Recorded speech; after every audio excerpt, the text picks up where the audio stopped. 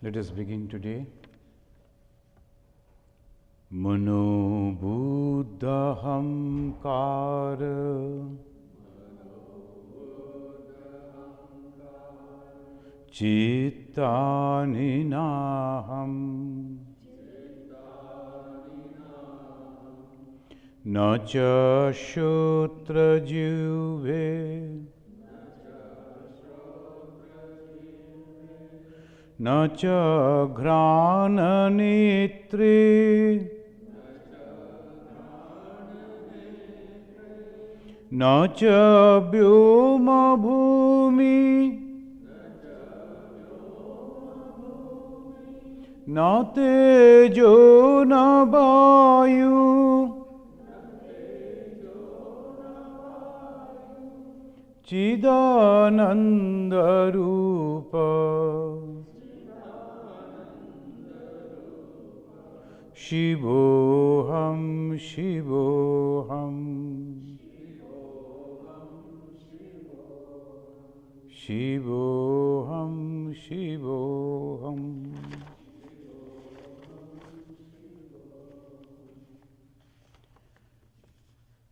Today I came back from Pittsburgh, and there I gave a retreat for 3 days. Mainly university students, they came. It was a very good group. Swami Ishatmananda ji inspired a couple, and the lady, she left the job and totally dedicated for developing that center. Now they have purchased two houses.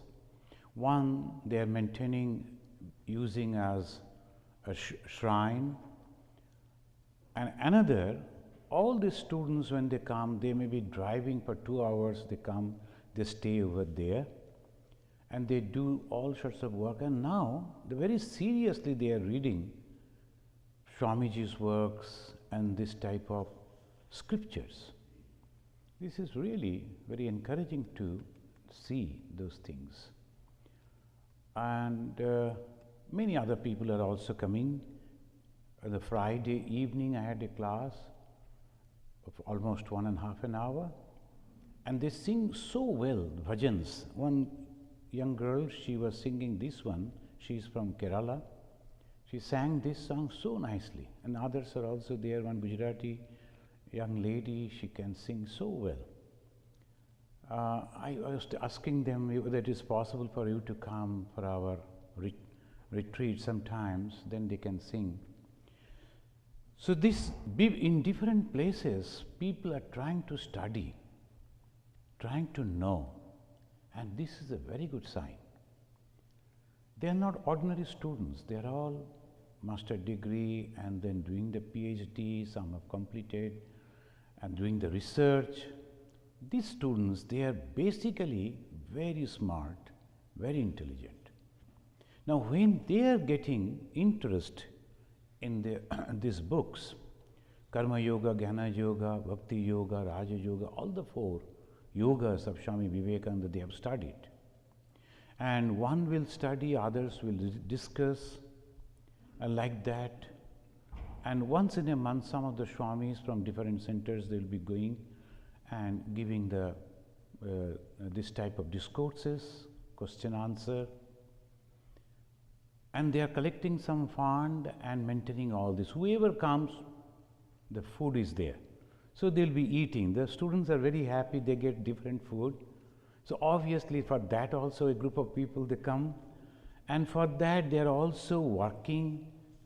That really very, very encouraging. But the leadership of that lady is excellent, very motherly way, and she will be maintaining all that. Beta, beta, my child, like that she will be calling, and they also like her very much. And as because she is a Bengali lady, they started calling her Didi. Then it became little short, only Di.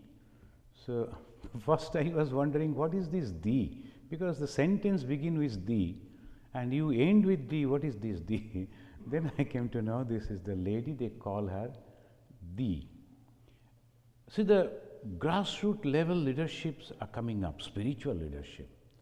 And this spiritual leadership means concern, love.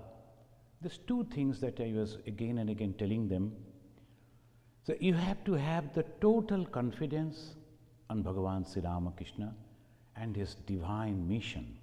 The mission is to establish religion. And if you really believe in that, then you are taking part in it. And when you are taking part, it is not just like going to any temple, offering puja, coming back, not like going to any society, mixing and some scripture reading. No, not like that. Total dedication, complete faith in the Sri Ramakrishna's mission, and then total dedication for spreading this message. So this, I was really very happy that they are doing it so perfectly. And in different places also, this way the centers are coming up, slowly, slowly. Now we were studying, why should we meditate? And the very first thing that the first question comes, what is meditation? And we got the answer, meditation means control of the mind, total, chitta, mind staff. What is the mind? It's continuous flow of thoughts. Then ultimately what is the meditation? Controlling of our thoughts. So that is the basic thing. Where from the thoughts comes?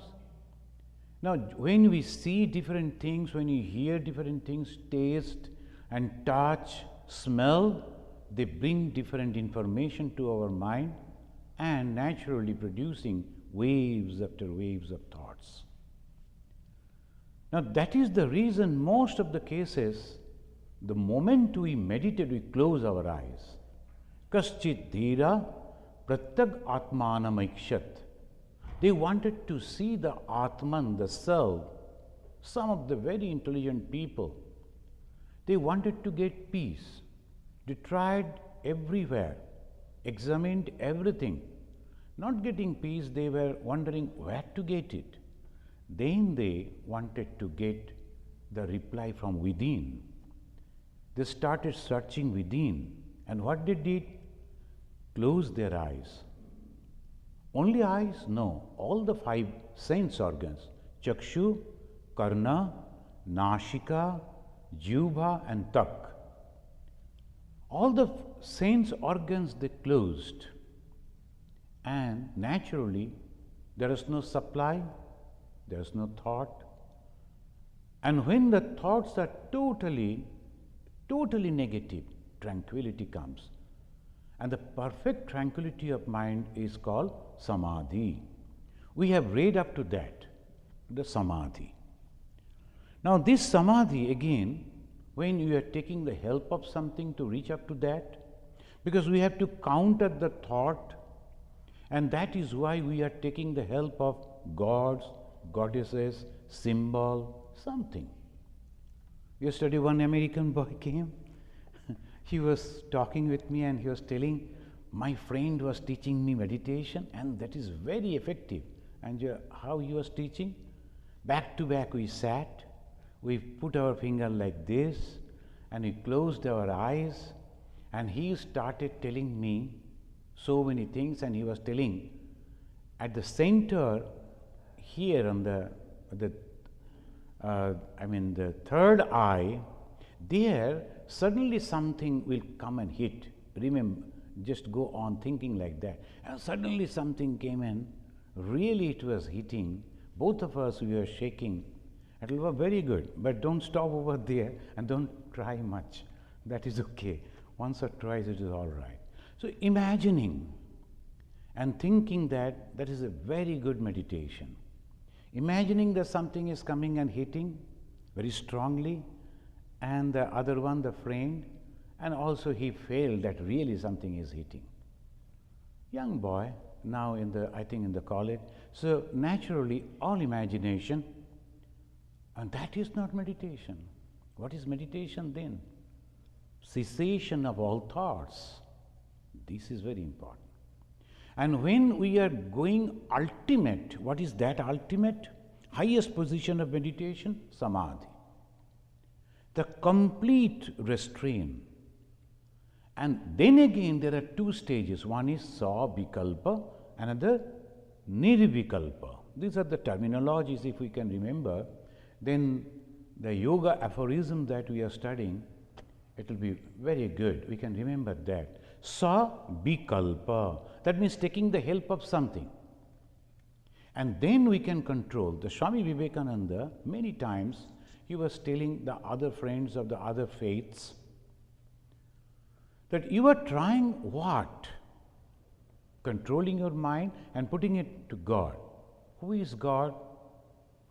And according to you, there is no form. Then where you are concentrating, where you are putting your mind, what you are thinking, what you have made cross. The Christians, they use cross to meditate. Or the candlelight candle. That means you are taking the help of something. Even the Jews will be taking the help of the dove, the bird. So like that, something you are taking. We take the help of God and goddesses and so many symbols too. So without that help, it is not possible for anyone to concentrate. But when you are in that situation and condition, already trained, then you can go beyond that without the help of that. Remember those who have already studied the life of Sri Ramakrishna? Sri Ramakrishna, all through, he was practicing, praying, meditating on Goddess Kali. Now his guru came, he is a sannyasi, he told, I will teach you Vedanta, and Vedanta don't accept any god or goddess. So you have to meditate on Shunya, totally vacant. He was trying, and then the guru was asking, where your concentration? I don't know, I am trying, but again and again Mother is coming, Ma Kali, and standing before me. What I will do? Then the guru took up the small piece of glass and pierced over here, concentrate over here. Psychologically, you think that we are cutting asunder and going beyond. And then Sri Ramakrishna, he was successful. 3 days and 3 nights, just like a stone, he was sitting over there. His guru became afraid. This is the position, the highest position, Nirvikalpa Samadhi. It took 40 years for me to reach over here. How this man could reach within just a minute?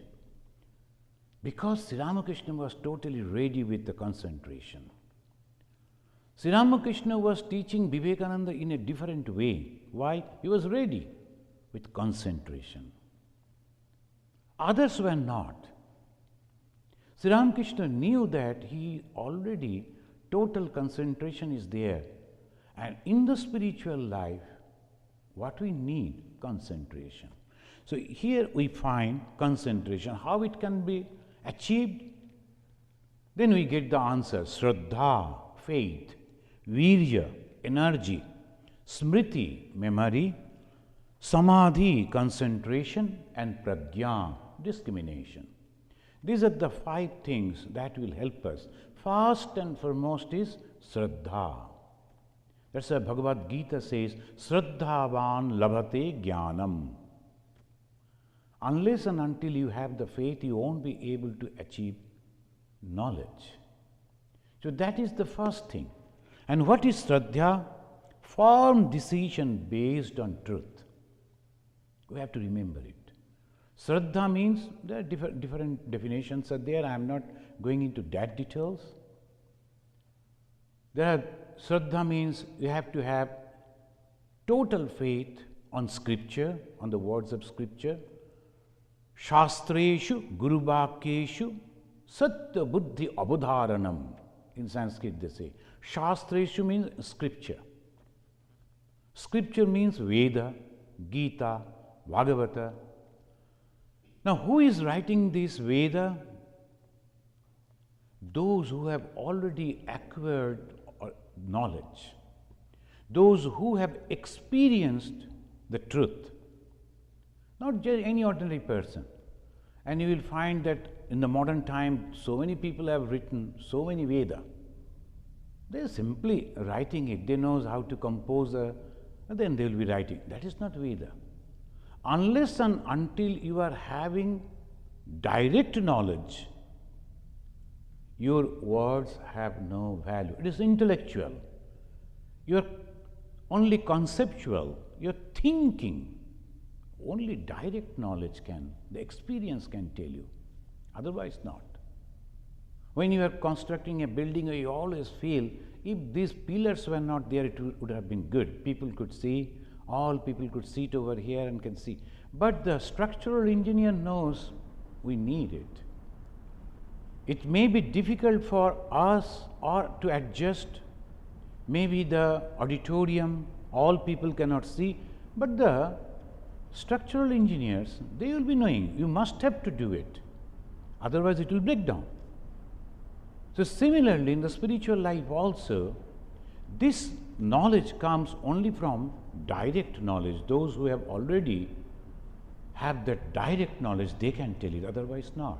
Only going on telling. So what is scripture, shastra? Those who have already realized, they are telling, we are believing them. Shastreshu, Guru Vakyeshu. Who are the gurus? Tirna Swayam Bhima Bhavarnava. Yesterday I was talking about the Guru and the Shishya. Both should be, both are important. Guru should be that way qualified, and naturally Shishya also should be. Otherwise, a qualified Guru teaching a totally unprepared student, impossible. It's of no use. So that is the reason the Guru means one who has already realized the truth. Then he can help you, otherwise not. Shastreshu, Guru Vakyeshu, then Satya Buddhi Abodharanam. You have to have faith, total faith on those words. Otherwise you won't be able to make any progress. In our very young days, they used to give us a slate, and they will be writing A, Ka, A, B, and they will ask us, go on writing over that, just go on. We never knew what is that, what it means. Only went on writing over that, just following what is there. Slowly, slowly we learn writing. So similarly, unless and until you have the faith, Guru said, I gave you a mantra, a name of God, just go on repeating in morning and in evening. If you cannot do in between, if you don't find time, at least 108 times in the morning, 108 times in the evening. Now he will be writing to Guru, I am very busy, can I make it 54, 54? The 108, 50% now I will do and 50% next day I will do. Is it possible? Possible, but result will also be same. But that way, the Guru and the Shishya means you have to have the faith. And then, oh, I am going on repeating the same thing so many years, so I am not getting anything, no result. You are not doing it properly. If you can do it properly, surely you will get the Shraddha, then Virya. To keep up that, when the Guru has said you have to do it, you have to do it. But it's not so easy. It needs tremendous energy to do that. You have to get up in the early morning, and then washing, and then sitting, and then first do this, meditate your Guru, then your Ishta, then take the name. Every day it is impossible. 4 or 5 days is all right. Then after 7 days you start adjustment, slowly, slowly. After 1 year he has forgotten. So like that it don't go. So it is birya. But this life, if I am not going to realize, doesn't matter. Since the Guru has said, I must go on repeating it. But that is the virya. Virya means a tremendous mental energy, power. Then smriti, memory. Whatever the Guru has said or the scripture has said, you have to remember it. Otherwise, you won't get the backup, support. When there is some problem, immediately the smriti, your memory, will help you. If the memory is not there, you don't know what is happening, then it is difficult. So that is the reason once I went to my guru, to Vireshwarananda ji. Then he said, there was little, I was feeling that I should ask the question. Then he said, for this you have come to me? You have read so many times, the mind goes like this, sometimes below, sometimes up. It's always like this, turbulent. You have to control it. And so many times, so many things you see here that is reflected immediately. Brush aside, clean it. How? Take the name of Lord. All this you have heard. Why you are coming and disturbing me? So you need not to come. So the smriti, you have already heard. That you have to bring in your mind, support. The smriti, then samadhi, concentration. If you can concentrate once, that is a tremendous attraction. Once if you can meditate properly, you will feel attraction to meditate every moment, every time. Once you have got the success in meditation, it's just like intoxication. Sri Master Mahashaya, he used to come to Sri Ramakrishna, and slowly, he had, of course, in the previous life, he had that samskara, that desire. Some people, if they listen to the words of God, after 5 minutes, it is so distasteful, immediately they will go out. Not that we can't express it properly. When Bhagavan Sri Ramakrishna himself was telling, then also two friends came, one sat for a few minutes, and then he was restless. He was constantly whispering to his friend, let us go, let us go. Then Sri Ramakrishna understood and said, you better go and see, so many beautiful flowers are all around. And yes, I like flower. He went out. He went to see the flowers. And leaving God. So that is samskara, impression. They don't like. The moment there will be something good, that is repulsive for them. They don't like. Some people, the moment there will be something good, they are attracted. Why? Samskara again. Same impression. They will be inspiring them to go again and again, again and again, to listen that. They may be knowing that. They have read that, heard it again, but they like to listen it again. Master Mahashaya, first day he came, second day he came, and started coming regularly. Then one day when Thakur was having a chat with the young people, Master Mahashaya slowly entered and all started laughing. Master Mahashaya was little embarrassed. What happened? Why they are laughing at me? Then Thakur told, I was telling them a story, that one bird is to come.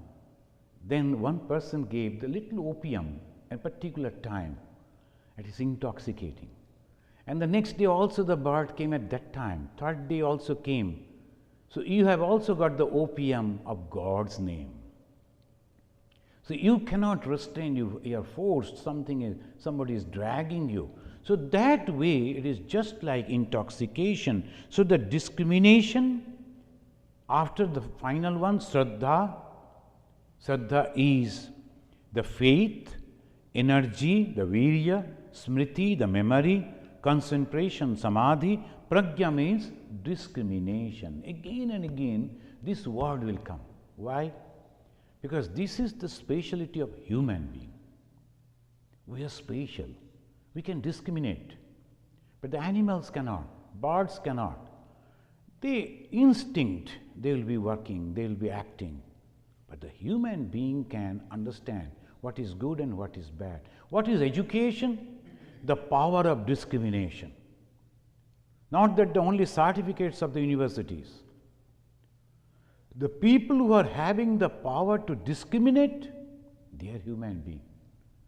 When I was in Arunachal Pradesh, one person was really doing good work for that village, and he was expecting that he will get the vote. Some local election was going on, but the opponent party came. He never came to that village. But just before that the vote day, he came and distributed money and all bottles of wine. Villagers were very happy.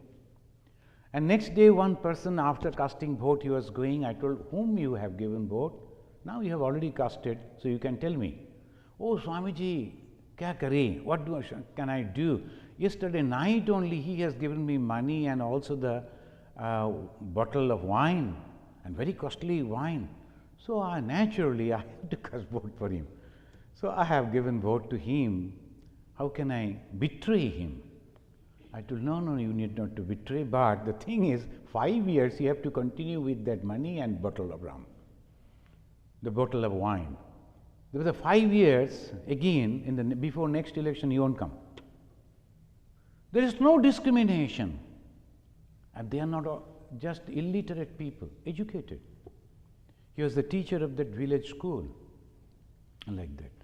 Why? No discrimination. What is good and what is bad. So discrimination is very, very essential. We go to any temple, any master, any person, without discriminate. Oh, this is also religious, isn't it? They'll be telling. No discrimination. So this is very important. So we have to remember, because we cannot take the position of those who reach the samadhi directly. So we have to take the help of these 5: Shraddha, Virya, Smriti, Samadhi, Prajna.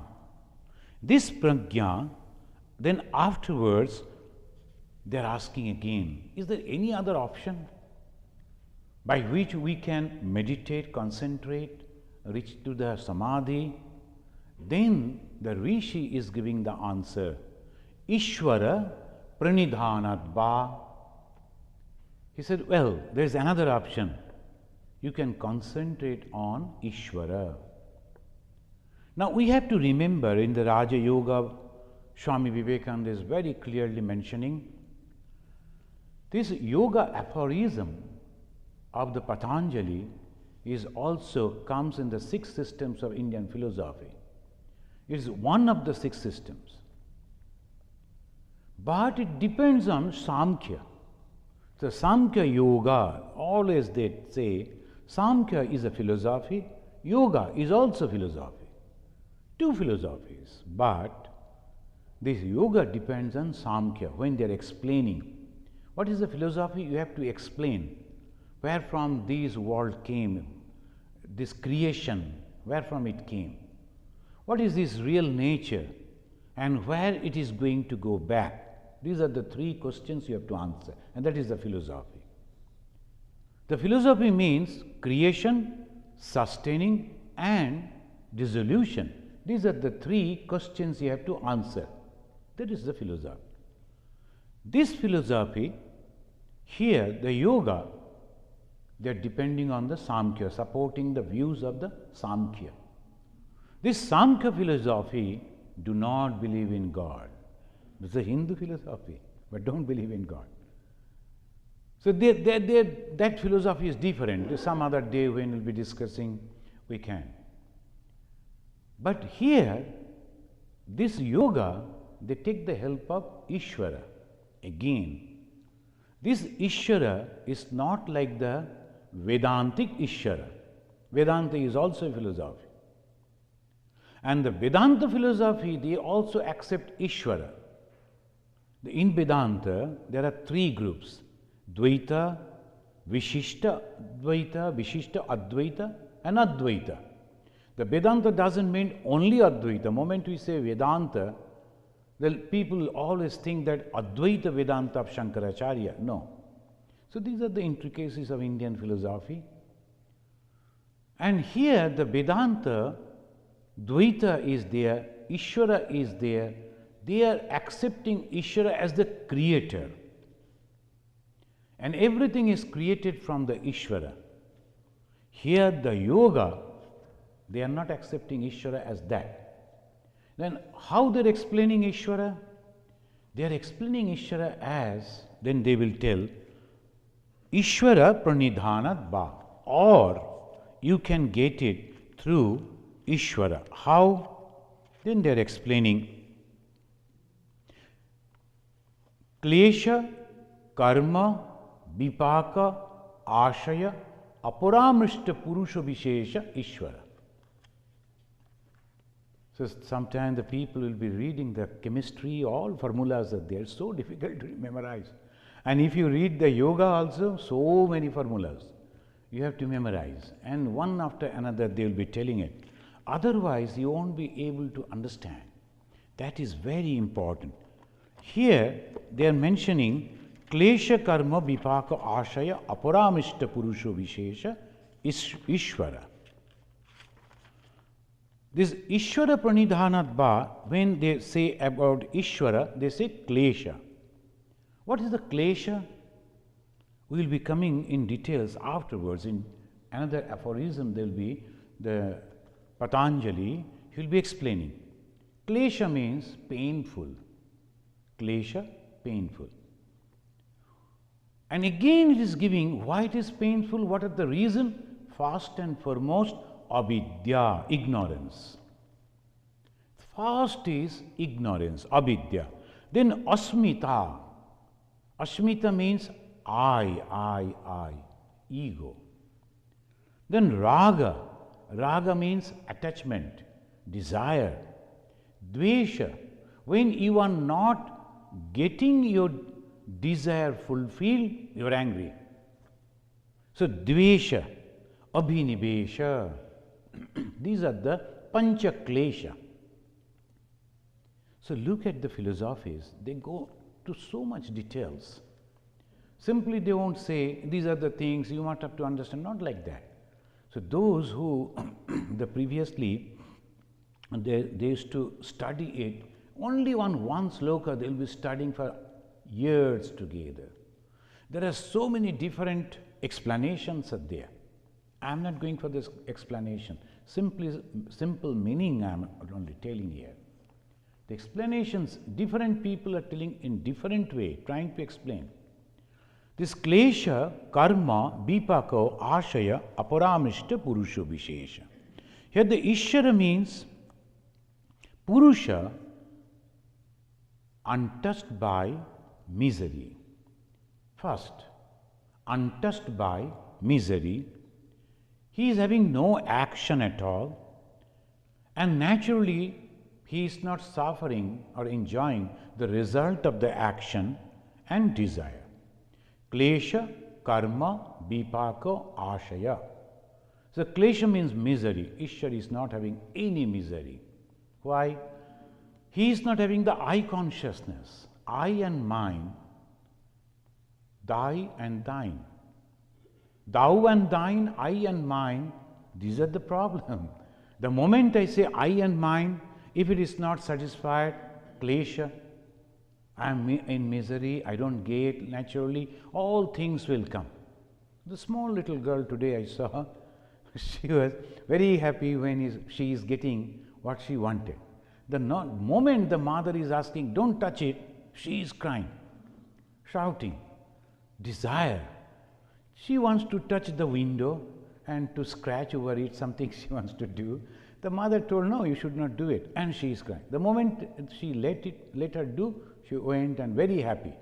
So even the small desire, if it is not fulfilled, immediately the Ishvara, the God, is not having any desire. So obviously no klesha, no misery. We must again remember this Patanjali. God as the creator of the universe, Swami Vivekananda is telling, it's not meant by the Ishvara of the yogis. And how to understand the Ishvara of the yogis? Again they are explaining. Tatra niratishayam sarvagnyatva bijam. Tatra niratishayam sarvagnyatva bijam. Previously, someone was bound, and then after sadhana, after austerity, he has been totally free. Can he be called as Ishvara? No. He is a Mukta Purusha, but not Ishvara. Why? The Ishvara was never bound. That is the important thing we have to remember. There are some people are there who are meditating, who are concentrating, who are practicing austerity and they are reaching in a position, but they are not Ishvara. Ishvara is never bound. Look at the life of Bhagavan Sri Ramakrishna. When he is passing away, all people are crying. Mother, Ma Sharadamani Devi, she was also crying. And she wanted to go to Shiva to pray. Sri Ramakrishna said, why all these things? Don't you understand? This is the system. I have taken the body, I will give up the body. Now it is old, I am giving it up. But mother, she was thinking, she knew it already, but naturally she went to Shiva and then she was praying. Then afterwards, this knowledge came very strongly within her. What is this samsara? Who is the husband? Who is the wife? She came back. Sri Ramakrishna waiting for her. When she came, entered into the room, he said, do you understand now? The truth is this. So that never ever he was bound by anything, the Ishvara. And here also we know that in Ishvara, he was Nirotishayam Sarvaganta Bijam. Constantly he is having all the knowledge. Nirotishayam, constantly, every moment, Sarvagya, all knowledge, Bijam. He knew all the time all the truth. Not that he has practiced and then he has got some experience or realization, then the truth has come, nothing like that. So these are the speciality of the Ishvara, of the yogis. We have to remember the yogi is not claiming the Ishvara is the creator. No. Then who is the Ishvara? Then he is telling, these are the things is absent in Ishvara. He is constantly there, totally free. And he knew everything from the very beginning. Tatra nirotishayam sarvagnyata bijam. And third, they are telling, purvesham api guru kalena na avachhedat. Purvesham api guru. He was the master even in the beginning of the beginning of the beginning. So no time frame can bound him. Here in the Mundaka Upanishad, they say, Brahma Devanam Prathamasambhabhuva. In the Mundaka Upanishad, those who have read it knows the very famous mantra, Brahma, the creator, among the devas, among the celestial beings, he was the first. But he was created. Who created? Ishvara. Ishvara was even before the Brahma. Brahma is the first, he is creating. But now we know in the Purana, Vishnu is lying down like this, Yoga Nidra, and then from the navel, the one flower has come, over that Brahma is sitting. The picture almost all Indians, they have seen. And Brahma is having 4 heads. And his color, complexion is red. Why these? All symbolic. 4 heads mean jnana. And jnana we know divided into 4. Rik, Sam, Yaju, Atharva, Veda. 4 Veda, jnana. And when he is creating, the obviously it's red. When you are working, that symbol is you are active. Red is active. Of course, the red means you have to stop your car. And green means you can move. But the red is the symbol of activity. The Brahma, he is red and he is active. But who created Brahma? That Vishnu. He is simply lying over there as if don't know anything. So Brahma Devanam Prathamasambhabhuva, but who created Brahma? That Ishvara. And who created Ishvara? Himself. When? Nobody knows. So that is the answer. Sometimes people will be, who created Ishvara then? The first Ishvara? Nobody knows. No one knows. So this is the knowledge. Up to that only we can reach. Beyond, no. So that is why Sri Ramakrishna is telling, the moment you say, Ishvara can do this, but he cannot do this. Ishvara can go there, but he cannot go there. Ishvara can eat this, he cannot eat that. You are limiting. The moment you are limiting Ishvara, it's limited. Whatever may be the reason, wherever it is. Once it is limited, it is not Ishvara anymore. This is the fallacy. And you have to understand that unlimited, all powerful, all merciful, everywhere, all pervading. You'll see all the time they are using the word all. He is everywhere, all powerful. He can do anything. When he was created, nobody knows. But he created everything. So this is where Purvesham Api Guru Kalena Avachedat. The Swamiji, he is also telling that the Ishvara, according to the yogis, unlimited knowledge. And knowledge is power. How a person can create? With knowledge only. The moment he is having the knowledge, immediately he can create. When you go and see the machines are cutting the steels, but machine was created by someone.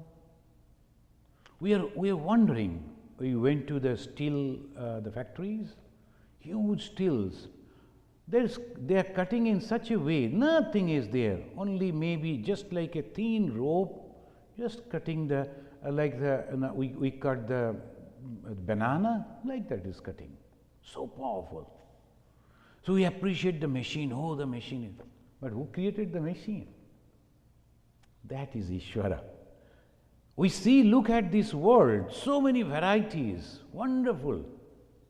But who created the world? Bhagavan Sri Ramakrishna, and he is one of his direct disciple, Ramakrishnanandaji. Sometimes people will be appreciating this nature. Oh, Swamiji, look at this when the sun is setting, beautiful color and all this. When his sun is rising, excellent, the view. I used to say, you only see that, go beyond it. Who created that? The beauty has been created by nature. Who created the nature? Go to him. That is God, all powerful. So that way, our mind is going beyond everything which is limited. We appreciate this much, but you have to go beyond this. Swamiji is also telling, and he is telling Purveshamapi Guru. He was this one teacher of infinite knowledge, without beginning, without end, is called God.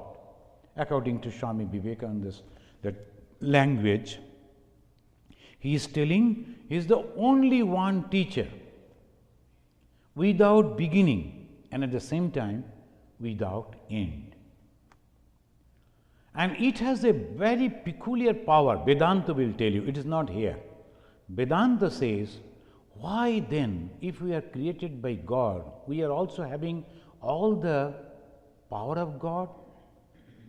We are also having all the qualities of God? Yes, we are having. That's why Swami Vivekananda is telling, each soul is potentially divine. The divinity is already within us. Each soul.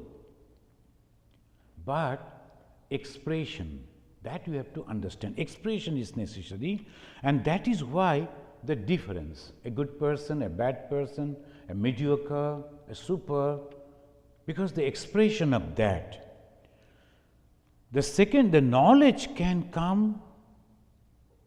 come without a teacher. The moment we are learning something, that means I went to I think some institution, college, and I was asking, what is knowledge? Where from it comes? They told knowledge and so many ideas. Where from it comes? From our teacher. Where from your teacher got that knowledge? Then someone told, perhaps from the library. He goes to library. And library means some books. Who wrote those books? Again, some teacher. Where from they got the knowledge? If you go on questioning and getting the answer, it will go like this. Whether the chick or the egg, which come first. So naturally, it goes, the question like goes rounding. There must be someone who is teaching. Who is that? Nature. Nature is the teacher, and it teaches knowledge. And that nature is depicted in the Hinduism as Kali. Goddess Kali, with that excellent, wonderful way they have expressed, and we have misunderstood. We are thinking the goddess Kali is killing people, demons, cutting their heads, and then tying it as a garland and wearing. No, never. Even the educated people like Rabindranath Tagore, they could not understand it. But goddess Kali is the symbol of nature. And nature is the repository, nature is the storehouse of knowledge. And all knowledge comes from the nature. So here again, Swamiji is telling that whenever you are learning something, you must be having some teacher somewhere. Someone taught me. Even when in the young age we used to learn cycling, someone was there to help us. And he used to say, you sit like this, hold the handle like this, then paddling like this. We learned. Everything we learned, and there was a teacher. When we started walking as a small kid, someone helped us. There was a teacher. Anything you learn, there is a teacher. And who taught Ishvara? No one. And that is the speciality of the God. One teacher of infinite knowledge, without beginning, without end, is called God. Now the question, as I was just putting, why then we cannot realize God? Why can't we feel that we are also part and parcel of God? Because He created us, the God has created us, so obviously we can also feel like that, yes. But there is a but, and that but is, say, Maya, illusion. Where from it came? From God. So it has no beginning, but it has an end. The God and Maya, they're all from the both parallel it is going, but Maya is limited, God is unlimited. The Maya came from, the illusion came from God itself. It is the God's power. And why the God has created this? Then Sri Ramakrishna is telling, it is His wonderful way to play with us. Someone is telling play, and we are suffering. Now it is His game, it is His play, and we are all suffering here. Sri Ramakrishna says, who are you? If you go back to the source, if you are asking this question, who are you? You are also the same God. Rabindranath replied, as wonderfully mentioned afterwards, as his realization. It is your own mind. You have created this mind. It is your own suffering. You have created the suffering. It is your own suffering you are suffering. So what am I going to do? I am not going to suffer. Tumari deva prane, tumari deva dukho, tumari deva mone, tumari anubhava. In Bengali he is writing excellent. It is your, everything is yours, and you have created this mind, the feelings, you have created the sorrow, and you have given the sorrow to this mind, and you are suffering. I am not going to do anything. And that is the attitude of the rishis. When they are suffering, when somebody is praising, they are quietly, because they are only observer. They don't know that I am not suffering, I am not enjoying. The very first sloka always we read before this class, Mano buddhi ahamkara chittani naham. I am not the mind, I am not the ego, I am not the samskaras. And lastly they say, Chidananda Rupa Shivoham Shivoham. I am always Satchidananda Sarupa. I am all blessedness. So here, how can we find Him? This 27th sloka, it says, Tasya Bachaka Pranava. Pranava means Om. A, U, Ma. This is an excellent. In the Greek philosophy also, they say everything was created by word. There was a word. Similarly, in Hindu philosophy also, long back they are telling Om, A, U, Ma. And when you are creating any sound, it needs two things. And you have to beat one against another, then sound is coming. But the Om, you are not beating anything. Swamiji is telling the first, that later A, the tongue is not beating the plate. Nothing, just it is coming the A. Then the U is rolling. And when you are pronouncing the Ma, you are closing the lip without moving your tongue, without beating anything, sound is coming. A, U, Ma, Om. This Om has another name, Pranava. That's why the Shiva, the Pranava. And in the Vedanta also, in the Upanishad, they will be teaching Pranava Dhanu, Sharo Atma, Brahma Tallakshamuchyate. Pranava means Omkara is your bow. And Shara, what's called? Arrow. Your Atma, yourself is the arrow. Put that arrow on the bow and then target to where? Brahma. Pranava Dhanu Sharo Atma Brahma Tallakshamuchyate. That is the Vedic way of meditation. They don't take the help of God or goddesses. They only take the help of Omkara. Tasya Bachaka Pranava. And the Upanishad also says like that, and Swamiji is telling, his manifesting word is Om. And the moment there is a word, there is a thought. And when there is a thought, if you like to express the thought, there is a word. So word and the thought interrelated. The moment you have a thought, if you cannot express how you feel, so obviously thought needs to be expressed. And when you are expressing the thought, that becomes a word. So word is having a thought behind. And what is the thought of the Om? It is an expression, it is a word. And now behind the word there is a thought. What is the thought? God. So that is the reason the moment you are pronouncing Om, you are thinking about God. And who is that God? All pervading, all merciful, omnipotent, omniscient, that God. And when you are thinking about the Omkara, slowly, whole of your personality also going everywhere. When you look at yourself, you are nowhere. This body, this mind, this identity, your name, everything has been lost. You are merged in everything. Sometimes some of the poets, they are writing, I am the monarch of whatever I survey. And that is the attitude. Well, if I think, oh, this is everything is mine.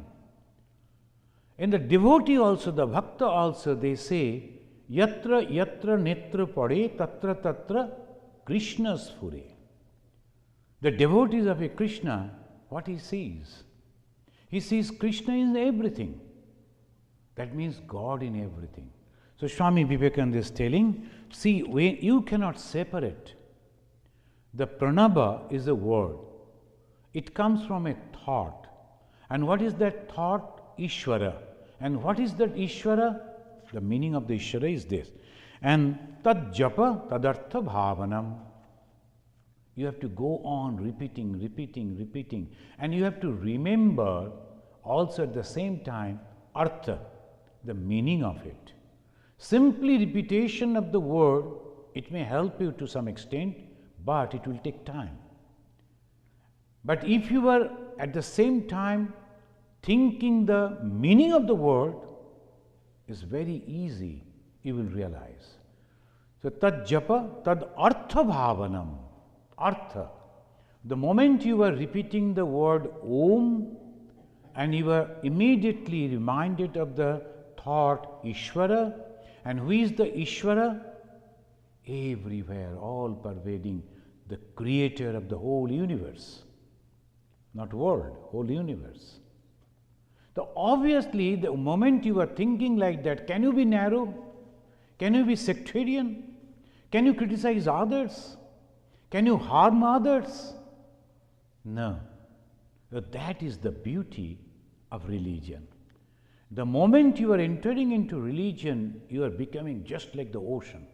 The small drop of water, Swami Vivekananda again explaining, it was falling from the sky and you are shouting, oh, I am going to lose my personality. The water was shouting. Someone told, when Swamiji was explaining, but you are talking about God, but if I merge in God, I will lose my personality. Then Swamiji told, yes, just like the drop of water. It was also shouting when it was falling. Oh, I am going to lose my personality as a water. Where from the personality came? Where from the water came? Where from the rain drop came? From the ocean. And now that drop fall in water, fall in ocean. And what it became? Ocean itself. So you are going back to your original source. You are not losing anything, you are gaining everything. So thank you. Next class, we will try to explain this Omkara. This is very important. Tasya Vachaka. Vachaka means the word. And this Vachaka, it is giving a thought, and thought is the God. So that is why, for all the Hindus, the Omkara is very, very holy. Why the word is holy? Because it gives the idea of God. That is why it is holy. The Tasya, Bhatasya means the Ishvara is God. How can you think of it? Only Om, Om, Om. That's why all the Hindu mantras must be in the beginning with Om. If it is not with Om, then it is not purified. Not only that, sometimes some people where there is no Ganges water, some Orthodox Hindus are there, they will be taking Ganges water, sprinkling, and immediately think that I am pure. Thakur used to take Swamiji, and Madhava was so fond of Ganges water. And suppose there is no Ganges water, only say 3 times Om, Om, Om. You are purified. So that is the power of Omkara. And this Omkara is creating itself. So that is why it is a symbol of God. And the moment you are uttering, you must think about tad japa tad artha bhavanam. Next time we will explain about it. It's very difficult to explain, but I will try to explain.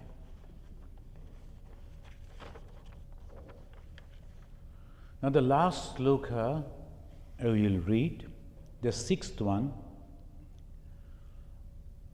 Atma Ashtakam. This is the 6th one here. Aham nirvikalpo nirakara rupo. See that when we are merging with God, what is our identity? Nirvikalpa. There is no frame, no figure. And nirakara rupa. My figure is all pervading. I don't have particular figure. So that's drop of water mixing with the ocean, becoming ocean. Similar. Aham nirvikalpo nirakara rupo vibhutvacha sarvatra sarvendriyanam navasangatam naiva muktirnameya chidanandarupa shivoham shivoham shivoham shivoham.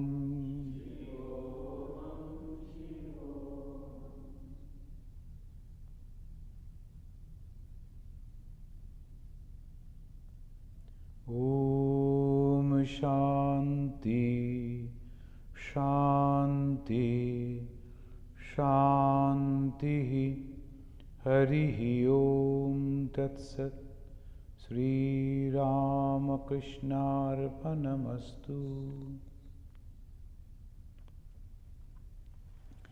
From May onwards, we are starting the yoga classes, and there will be a class of meditation too. And if you like, you can enroll yourself in that meditation class. It will be nice. That lady, she has learned meditation. It's very difficult for us to teach meditation. Some practical difficulties there. I will be there. I will be seeing that the things are going properly. But if you are interested, you can, the children's meditation, children's yoga classes will be there. Then there will be a very active yoga session with dances to the music, and the young people and those who are strong, they can also do that. Another will be a sort of a yoga, usual they do, and the fourth one will be mainly meditation along with some breathing exercise control, etc. I think it will be very good for all of you who are interested in meditation. So you can, from the May, I think in the second week of May we are starting. And we will be starting work for developing our basement within this, end up with this month we are expecting. But 2 months it will be over. But for this May and June we will be in the Shivananda hall, we will be practicing, and then we will go to the basement. It will be nice, the total whole thing will be there. So 4 yoga classes and 1 Sanskrit class is continuing, so you can also join in the Sanskrit class. Within 5 months they will teach you how to speak in Sanskrit. It is very interesting. Even the small little kids, they can speak in English, Sanskrit. One brother and the sister, they were talking among themselves in Sanskrit. I was wondering. Of course, I ran away from there because if they ask me, I won't be able to say. But they have learned within this. Just they come with the father and the mother also, and they sit over there. They have also enrolled themselves, and within they were, because children, they learn fast. Within 5-6 months, they have learned the Sanskrit. They are talking. Very interesting. So, if you are interested, you please ask your friends, relatives, and known people to come and join. It will be beneficial for them, and of course, a little service for us also. Thank you very much.